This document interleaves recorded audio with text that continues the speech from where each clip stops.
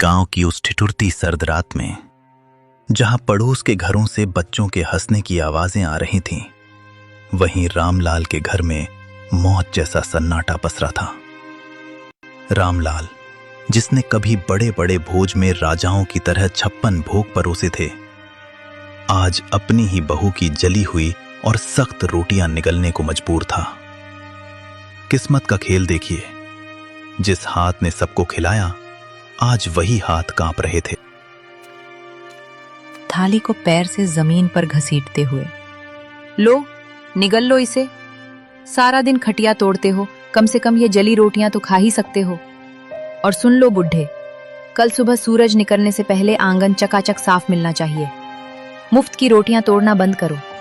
तुम्हारी इस खांसी और मनहूसियत ने घर का सुकून छीन लिया है। बेटी, गला सूख रहा है।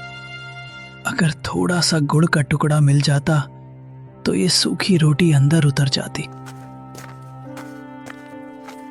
गुड़ चाहिए इन्हें? अरे अपनी औकात देखिए।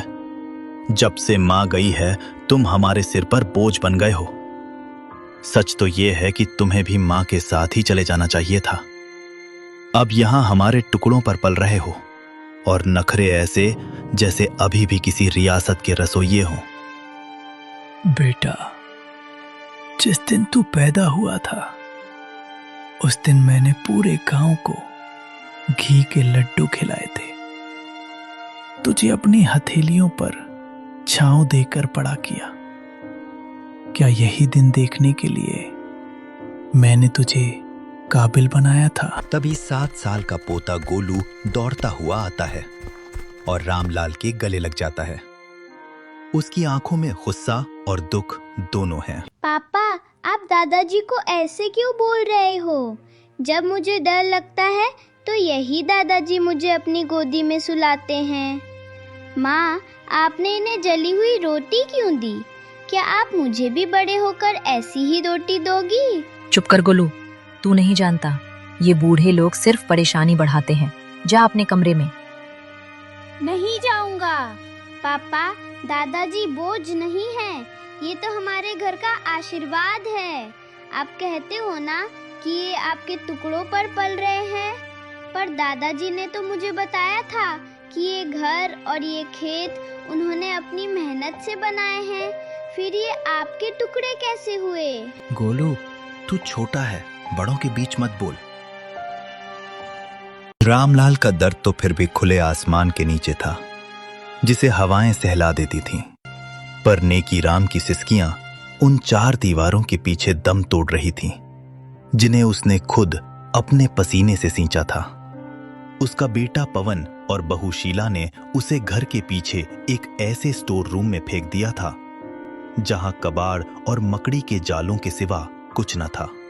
उस अंधेरी कोठरी में नेकी राम का वजूद भी उस पुराने सामान जैसा हो गया था, जिसे अब कोई छूना नहीं चाहता।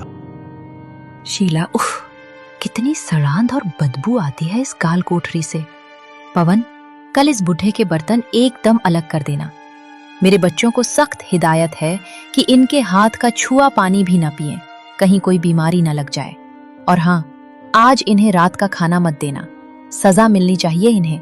आज गलती से इन्होंने दीवान खाने के सोफे पर हाथ रख दिया था, सारा सोफा गंदा कर दिया। बेरहमी से कमरे के अंदर झांकते हुए, बिल्कुल सही कह रही हो शीला। पिताजी, आपकी वो पुरानी डायरी और वो टूटा हुआ चश्मा मैंने आज सुबह ही कूड़े के ढेर में फेंक दिया है।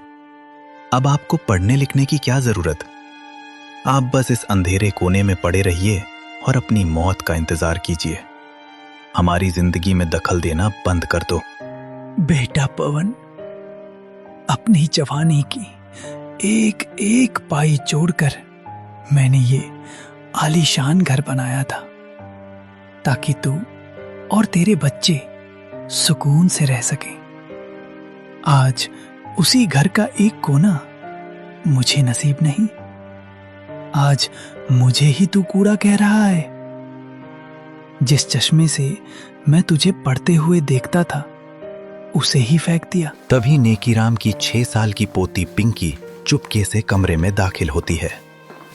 उसके हाथ में एक छोटी सी पानी की बोतल और अपनी टिफिन से बची